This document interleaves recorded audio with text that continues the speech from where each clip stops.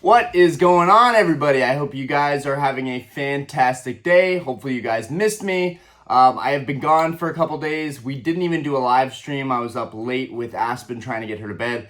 Anyways, all that to say that it's good to be back. It's good to be making a video. A lot of stuff going on this week. Constantly drama and things happening. But in other news, happy release date to everybody that is going after Journey together. I know there's going to be a lot of people waiting in line this morning.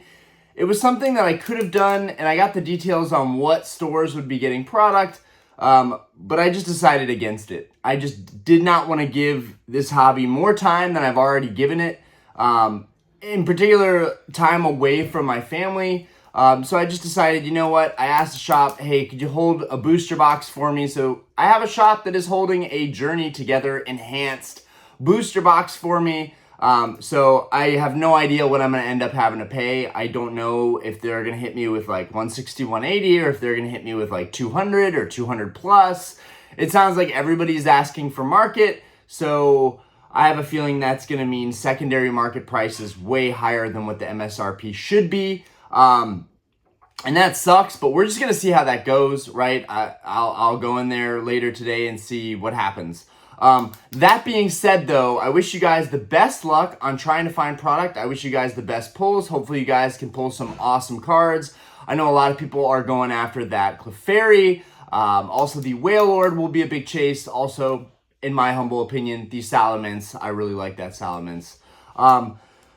But in other news, guys, we have a couple other things to talk about. The Destined Rivals ETBs, the pre-order went up. It was pandemonium. A lot of people missed out. A lot of people got their orders canceled. That was a huge bummer. It kind of just the vibe lately has just been people are not able to get product. And Pokemon is catching wind of this. So because of all of this pandemonium and scalping and just craziness in the hobby right now, Pokemon is responding to it. Now, they already did a press release talking about the fact that they were going to try and print more product, but they are finally, they are printing product. At least I hope that they will be, the printer is going to go burr. Pokemon just released a statement. I'll pop this up here, but they're basically saying that, hey, we hear you guys, we feel you guys, we are going to try better, we are going to try and print more, we are going to try and meet that demand. And we are ramping up the printers, and you know what? Every set hereafter we are going to print more of.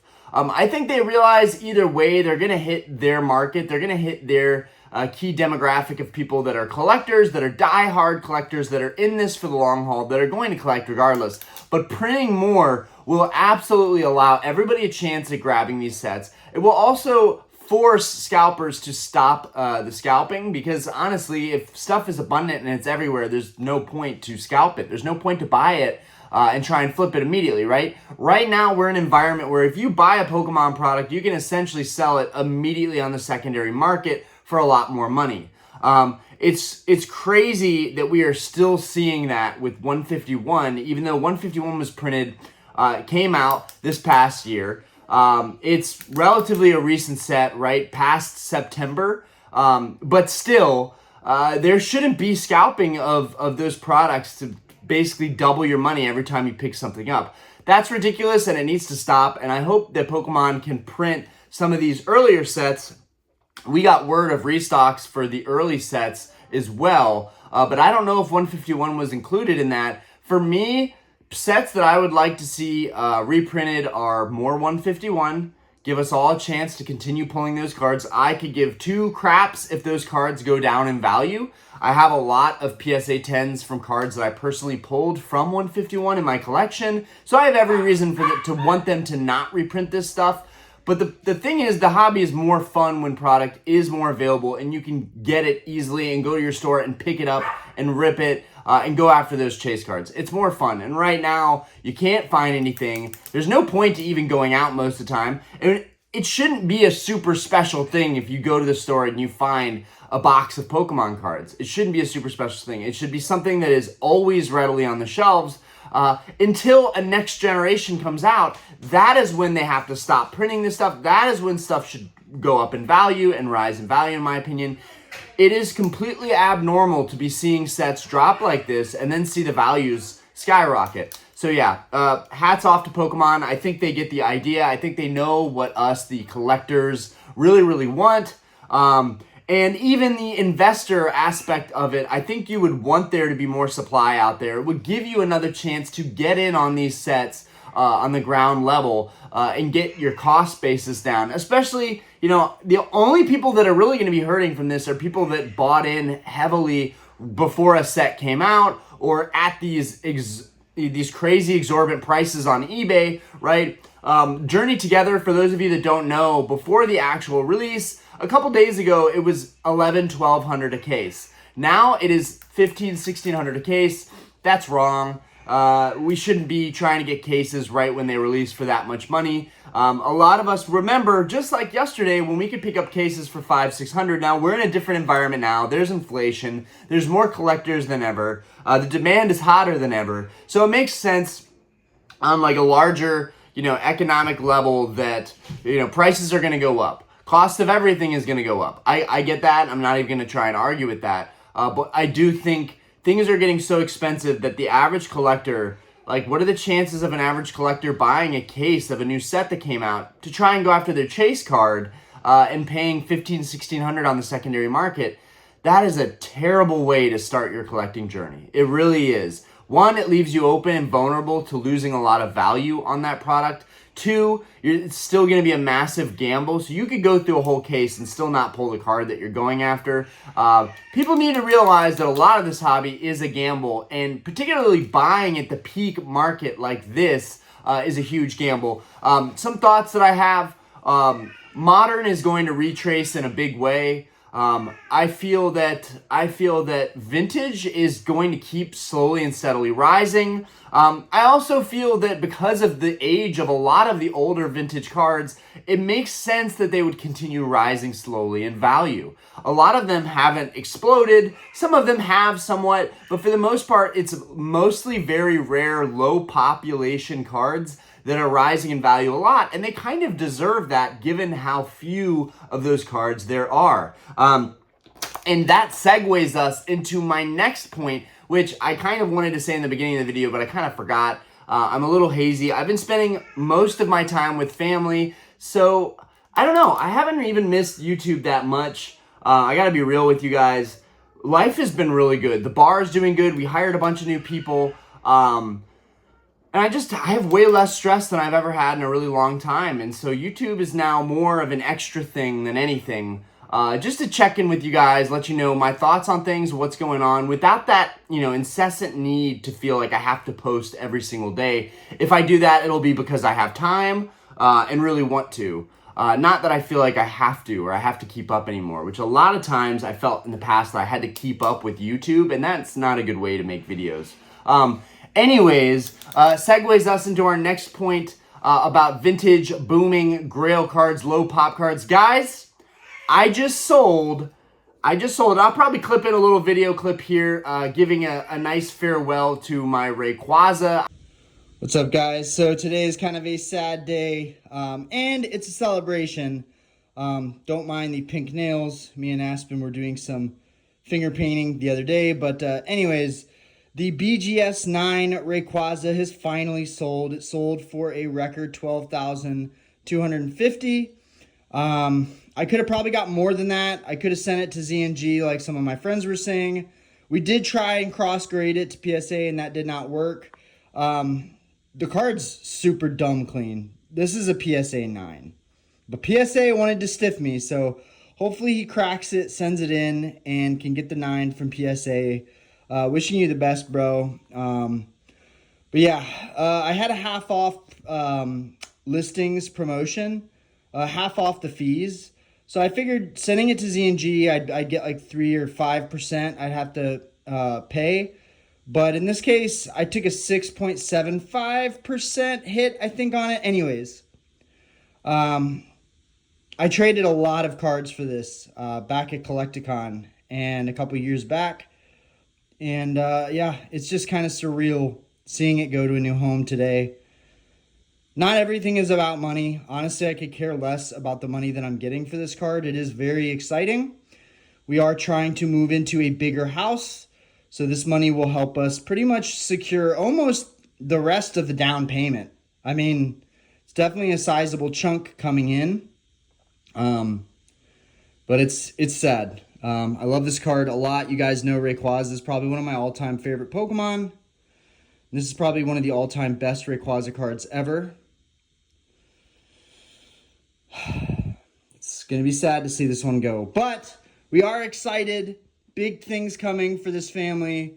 And I still have my PSA 9, which is also gorgeous. But honestly, I don't think it has anything on this card. This card is just better. All labels aside, grading companies aside. Oh, man, this is a clean card. It's going to hurt to see this go. Anyways, congrats to the homie for picking this up.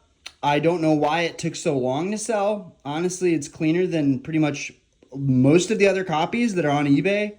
And yet it took forever, all because of the grading company label. In my opinion, should have sold a lot sooner.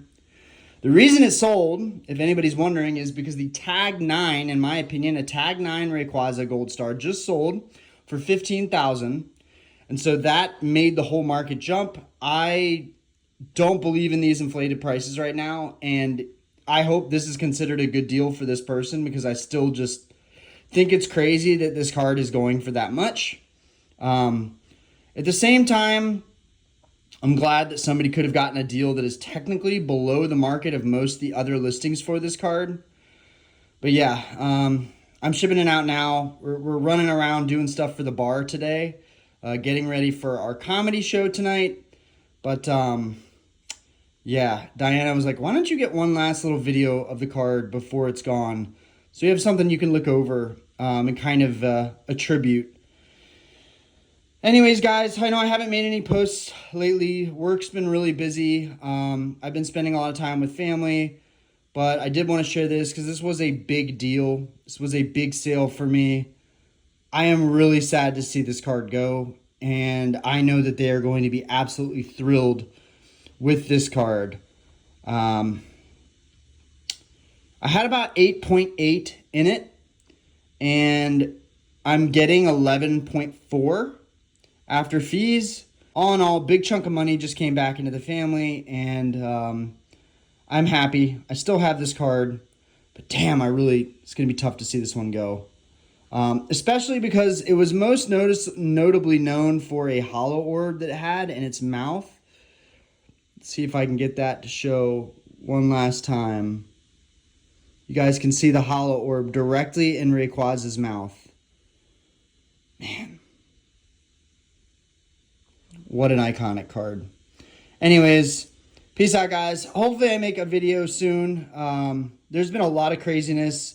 Destined Rivals, the pre-orders, everybody's going crazy, spending a ton of money. We're all cooked.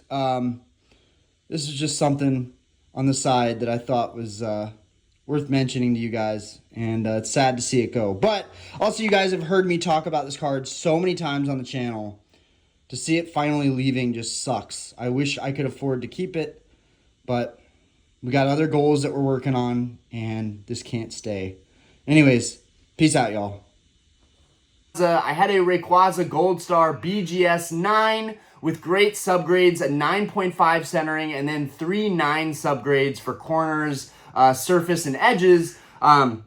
I finally sold it, guys, on my own. I didn't consign it. I sold that card for $12,250, netting me a whopping 11 point something in cash. Now, those funds are on hold until the card gets authenticated, but it is off on its way to authentication, and I am days away from getting a payout on what is the largest sale I've ever made. Just a month ago, I was offered about 9.5, 9.8 for that card. So I feel like it's amazing that I was able to sell it for $12,000 plus. And that's going to bring in a ton of money for our family. Now we are in the home stretch, guys. I've been talking about buying another house for a while, and this video is a really, really great video because I get to celebrate the fact that we are that much closer to buying our dream home. Looking is no longer a thing of like, yeah, well, we can't afford that one, babe, or, you know, this one's a little bit out of our budget, or,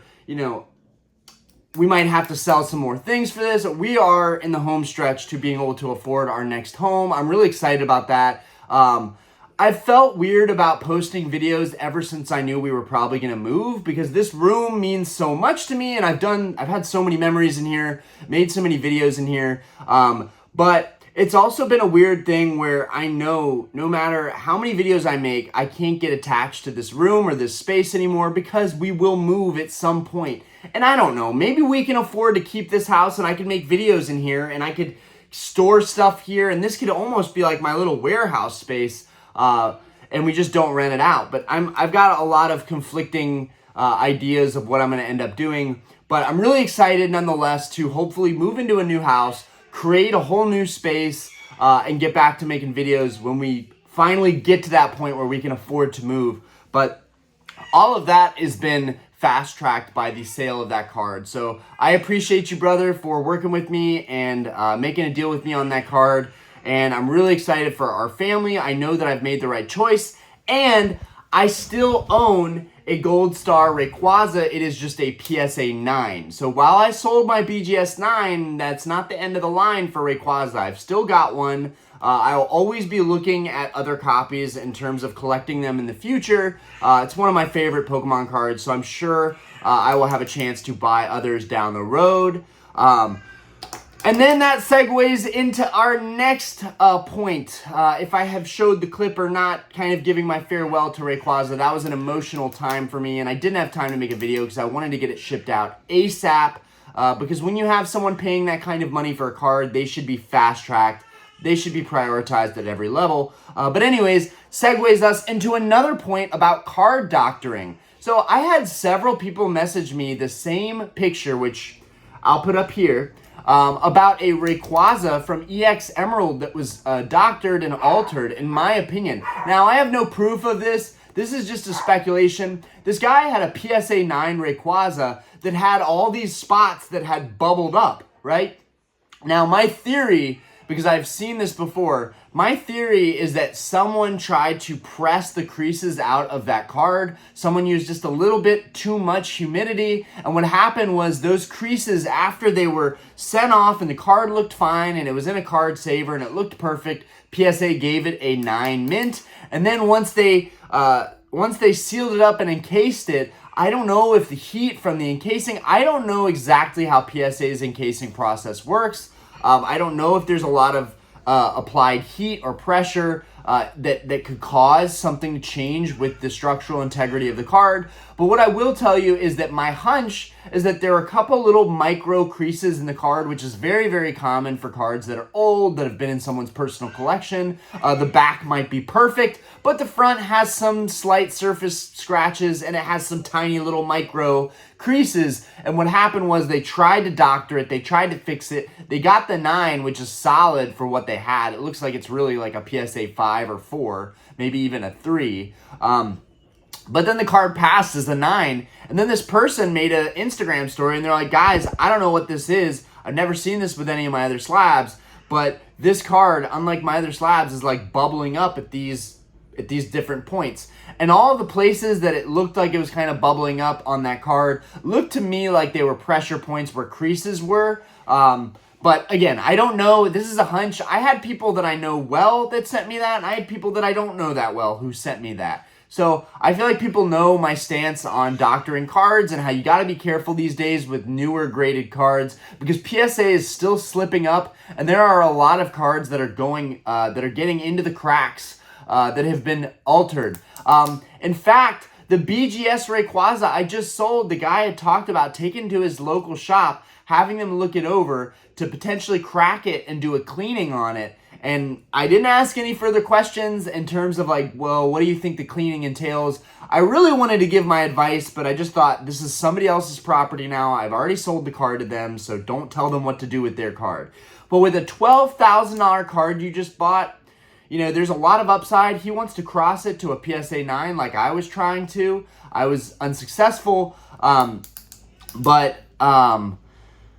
yeah, the risk is super high on something like that. If anything, crack it, wipe it off with a microfiber, maybe put it between some glass to try and pressure flatten the card as much as possible, and that's all. I would not try and clean it or put anything on the surface that could interact with the integrity and destroy the integrity of the card. Guys, be super careful cleaning your cards. It's really not worth it. At the end of the day, it only takes a tiny, tiny, minute amount of water to destroy a card. Anyways, Destined Rivals is looking insane. We got, I'm trying to remember everything that's gone on this week. We got an insane Meowth promo that looks sick. Some people think it's underwhelming. I think it looks pretty cool. I'm really, really excited for Destined Rivals, but at the same time, I'm just, it's the same thing as Journey Together. It's like, I know I'm probably not going to have any chance at securing any product anytime soon. So this is something that I want to ride out. I want to see how Pokemon handles it. I want to see if they'll truly print enough to demand where people, there's too much. Like, the Charizard UPC, we had so many great examples in the Sword and Shield era of stuff that got printed to oblivion, but the Charizard UPC is one of the best examples. That box is worth like $400 now, or maybe it's worth $300. Either way, it's worth way more than what it was at MSRP, and people were saying not to even touch it at MSRP. It got to a point where people were telling me to take my Charizard UPCs back to the store and return them. But guys, with all things in this hobby, time and letting the sets age like a fine wine tends to work over and over again. What's going on in there? Asher is being very vocal. Anyways,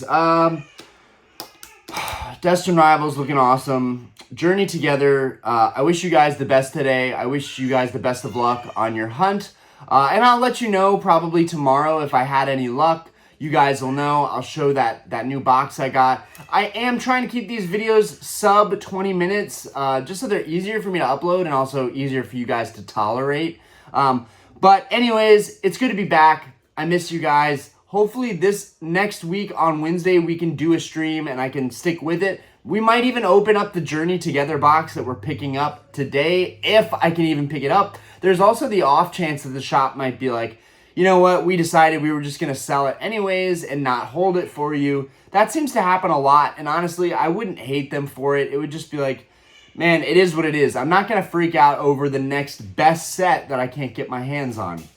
Right now in this environment, it's tough to get products, and I don't think it's the time to freak out and overpay on stuff.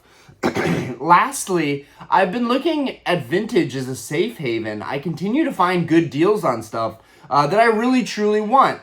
For me, this week I scored 2 more gift boxes, which by gift boxes, I mean these things right here. I've got a couple on my shelf, but there's one right here. These larger boxes, I've got some behind my graded slabs. In fact, and we will get it in so I can show you guys better, but I got 2 of these. I got 2 of these gift boxes. These go for around like $1,000. I picked up 2 of these. I also picked up,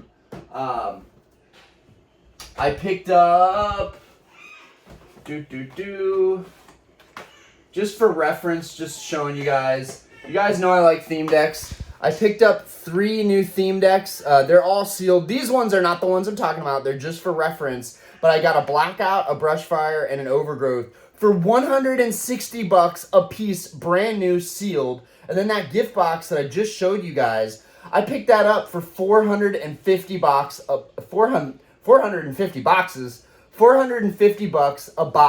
I'm $1,400 all in, and I just got 3 decks and 2 sealed gift boxes from the Vintage WotC era. Guys, that's a huge win, honestly. If you don't know anything about that stuff, all you need to know is I basically paid half price for all of it. Every single time I pick up Vintage stuff, it's always a win for me. Like, Vintage will always be a safe space for me to collect because nobody cares about it. Half the time, nobody cares about it, especially theme decks. But you know what's funny, guys? I keep selling them. I keep on selling them. I keep making a killing off of it. I don't know if it's just my track record with it, that people trust buying them from me or what, but for real, guys, I just sold a Sabrina theme deck. I don't have one up here for reference. and I have 2 more that are sealed. Mainly, I sold it. They're super rare. I sold it mainly because it had a hang tag, and I couldn't store it in one of my acrylic cases. But anyways, I sold it for $525. Guys, I picked that up for 250 bucks.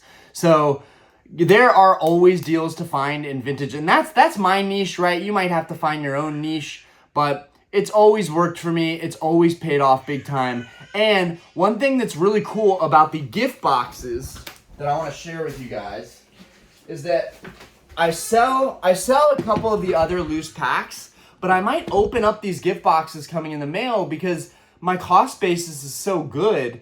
There's really no point for me to sit on them sealed at 450 bucks, and one of them has a tiny tear in it, so I think that's the one that I'm going to open. But I've been stockpiling some packs. Now I have a bunch of base set packs in here. When we hit 7,500 subscribers, we're going to open one of these. But more than that, I have some packs from the other gift boxes that I've opened. These are both heavyweight packs. There are hits in these packs. We will open those eventually. But all that to say that those came from also a gift box. Sometimes those gift boxes can be more worthwhile to go ahead and open up depending what price point you get. So I'll sell the theme. So those gift boxes come with a theme deck and some packs. So basically, I'll take the packs out. I'll keep some of the heavier packs. I'll sell some of the lighter packs as pack art, which obviously not many people are looking for that, so that it sells slower. But I just honestly say, hey, this is a lighter pack. Anyways, basically, I'll sell the theme deck and the gift box with the little CD-ROM and the stuff inside. I'll sell that separately. And then I'll sell the lighter pack, and basically by the time I've broken everything down and sold it, I'm getting 1 or 2 packs, vintage packs, for free. So that works for me. It's working now. It might not work for very long, but right now I've been finding some really good vintage item deals. I should not have bought that because I just sold a big card, and we are saving for a house right now, so I really shouldn't be in the market for any nice cards. But as you guys know, I am a collector at heart, and when I see a really good deal on something, I pounce on it. So, but hopefully in the next, I don't know, by the end of summer, hopefully we will have enough money to make our down payment on the next house and move. Anyways, a lot of exciting stuff, guys. I'm excited for you guys today with your journey together, and we're 22 minutes in, so I'm gonna let you guys go. Let me know what I missed. Let me know if there's anything you want me to talk about in tomorrow's video. If I have time to make a video tomorrow, I do work a double tomorrow, so we'll see how that goes. The bar is doing extremely well. Just hired a couple new people, and that's been really nice because it's making my quality of life better because I'm not working like a dog constantly. Anyways, guys, peace out. Have a fantastic day. Let me know if you guys pulled anything awesome from Journey Together. And let me know how your pre-orders went with Destined Rivals. Did you guys strike out? Did you guys get some good product? Anyways, peace. Appreciate y'all.